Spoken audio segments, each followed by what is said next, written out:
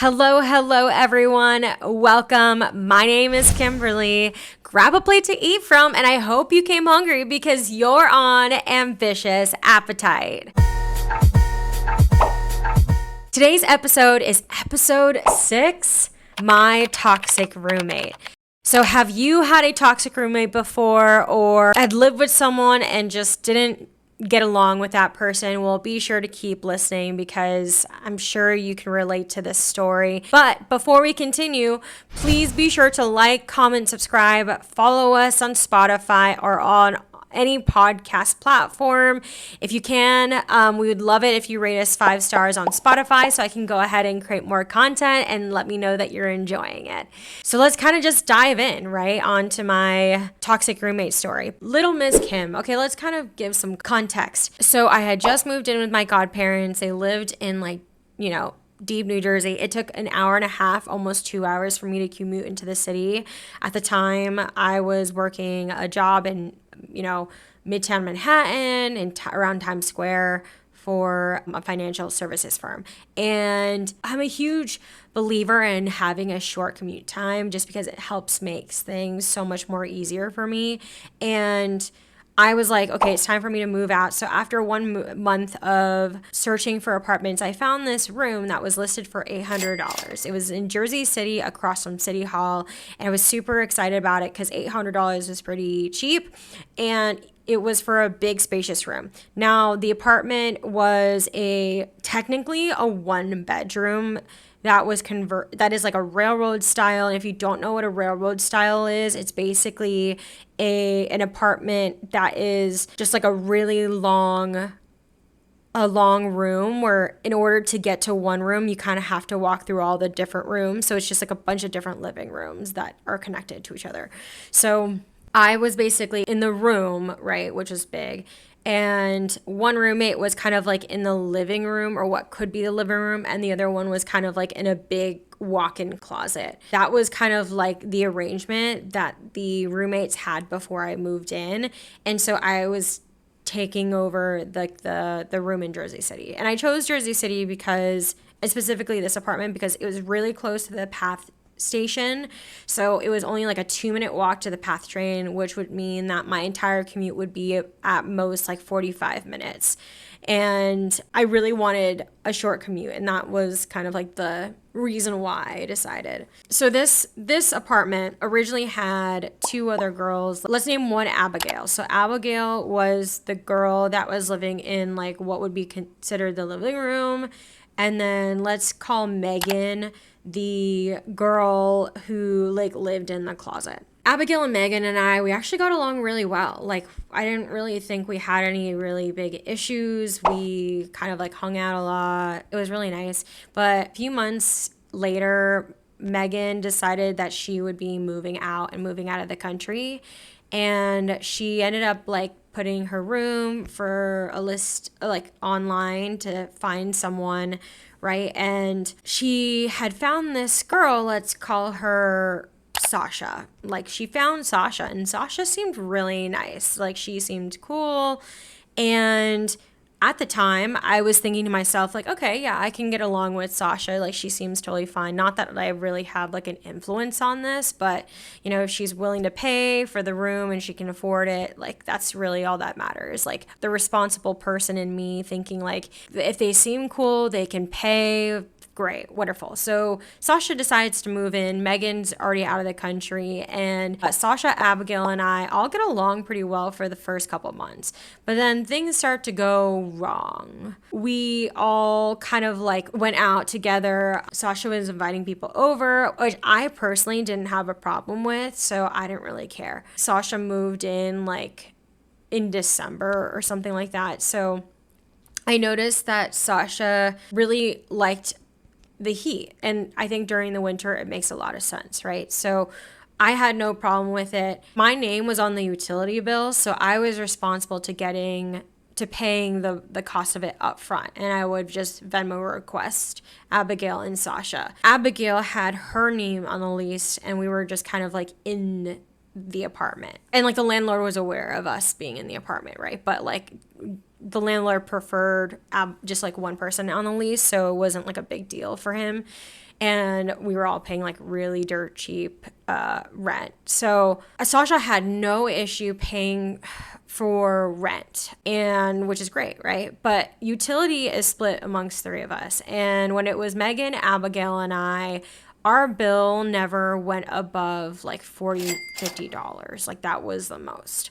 When Sasha moved in, I noticed, and we were there even like during the winter. So like I was like, okay, our utility bill should not be over like $50 given the fact that it's already winter and we haven't. It's just like a historical evidence, right? Proves that our utility bill hasn't jumped. I noticed that like a couple months after, so right around like February, our bill was like reaching 100. So it like doubled 50%. And I was kind of like, oh, okay, this is interesting. And then all of a sudden, I was like, oh, by the way, everyone, our bill is like over $100. I gave them the letter because I was receiving it in mail. I showed everyone saying like, here you go. Like this is the cost of it. So I'm going to have to Venmo it between the three of us.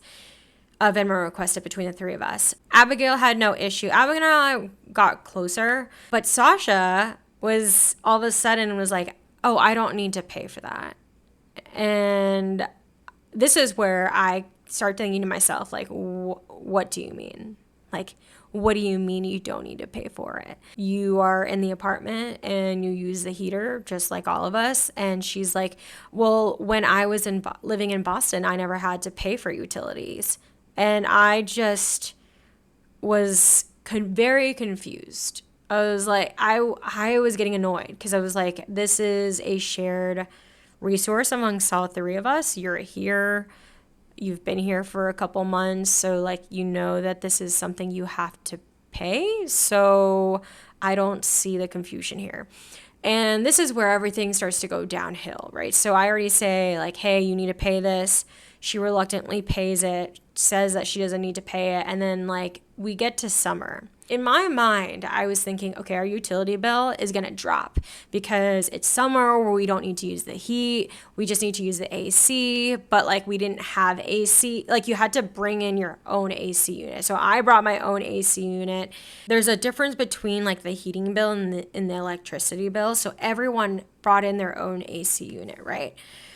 So in my mind, I'm like, okay, we can at least kind of turn down the heat because heat can be really expensive, but at least like electricity is something that we can all manage. We all use like electricity, right? Like we don't have to be worried about that. And basically when it was during the summer, I like to keep my room really, really cool. I don't run my AC unit though when I'm away. So I just like leave it off during the day. And then when I come in, I turn it on. You would think everything, people would be similar in that respect. No, Sasha loved it boiling hot during the hot summers in New York. And if you've been to New York, let me tell you, you don't need a heater, right? It becomes so unbearably hot here in New York. So like that fact that Sasha like did not think that like it was hot enough and increased our apartment temperature to 85 degrees. Like Abigail taught classes, so she would stop by the apartment every couple of times throughout the week during the day just to like see what the temperature is, because she would walk in and it would be boiling hot and then text me saying like it was like unbearably hot when I got into the apartment. And keep in mind, I'm not a very confrontational person, but when it comes to things like this, I will just be very direct. I texted Sasha several times saying like, hey Sasha, we can't be, and this is the group chat, right? I would say like, Sasha, we can't really have the heat on. It's really hot when we come in. Also, no one's in the apartment, so we don't need to have the heat on. It can just be room temperature. But Sasha was like, no, I really like it super, super hot. Like, I want to come into the apartment when it's really hot. I don't care that it's summer. And this is where I get frustrated. I'm thinking to myself, like, what the is this girl doing? Like, this is like just not acceptable. And this is where I kind of lose my so towards the end of summer, we got the utility bill and it was literally almost $200. And that's where I kind of like lost it. And I said like, our bill is now $200. You need to pay. like, you need to pay for a little bit more for the utility bill since you keep turning on the heat. And this is where she's like, well, I don't believe that I should have ever paid to begin with. So, and I was just asking for like $5 more. Like, I'm not trying to be unreasonable. I was like, literally, can you just like pay $10 more for using the heat and keeping it on during the day? And she wasn't having it. She was like, well, I shouldn't even be paying this utility bill to begin with. So I was just doing it as a favor to be nice and not that like I actually need to use it. So here I am, like, I don't really like arguing with friends. I really try to be the most annoying, flexible person who like can't make decisions because I mean, I'm not like annoying, but I'm thinking of like this video that I saw of, like the friend who just like doesn't make decision and is just like down for whatever. As bad as it sounds, I try to be that person because I just don't want to cause friction. I don't want to give my personal opinion and like, if people don't agree with it in terms of like what to do for like an activity or like I just for some reason I just don't want to cause like issues. And so if I just go with the flow all the time, like then I'll fit in. But this was an instance where I just didn't care. I was like, no, Sasha, you have to pay at least your part. If you're not going to pay $5 or $10 more, fine. But like our bill is $200. There's no way that Abigail and I are going to both pay $100 for an apartment that we're barely in. And this was during the time where Sasha, I don't even know if she had a job. I thought she had a job, but she actually didn't have a job. And she was there like in the apartment all day. She had like gigs that she would do every so often, but she basically told us that like she did not have like a 9 to 5. She would just like go out random times. And I was just very confused. And it got to the point where that started happening. And then also we noticed that she wasn't picking up the bill for groceries anymore. And she was like taking our food. And it was just, I was getting very frustrated. So fast forward to when Sasha breaks her foot. So I was probably in the apartment for like maybe a little over a year. And so I've experienced like 2 season cycles, right? Sasha all of a sudden breaks her foot around, we're entering like fall, winter time. And we're like, oh shoot, are you okay? We're trying to like bring her stuff. And all of a sudden she just like disappears after she breaks her foot. Like her stuff's in the apartment, but like she just like disappears one day. Like we're like, where is she? And so Abigail like is texting her saying like, hey, like, are you staying in the apartment? Like, what's going on? And she's like, yeah, I'm still staying in the apartment, but I'm just like with family or whatever. And then this is where I would start to ask Abigail, like, aren't you frustrated about what's going on? And she's like, yeah, but like, I don't really want to like, she's not confrontational. So I was like, okay, well, I'll be the person to be confrontational then if you're not going to be, because like one of us has to like get done. And so I think the point where Abigail started realizing that she needs to get involved was when Sasha decided to not pay her portion of rent because she wasn't physically in the apartment. And I was like, well, your stuff is in the apartment. So like if you're not going to utilize the apartment, that doesn't mean that you don't pay for it if all your stuff is here. And then we found out that she actually was out of the country.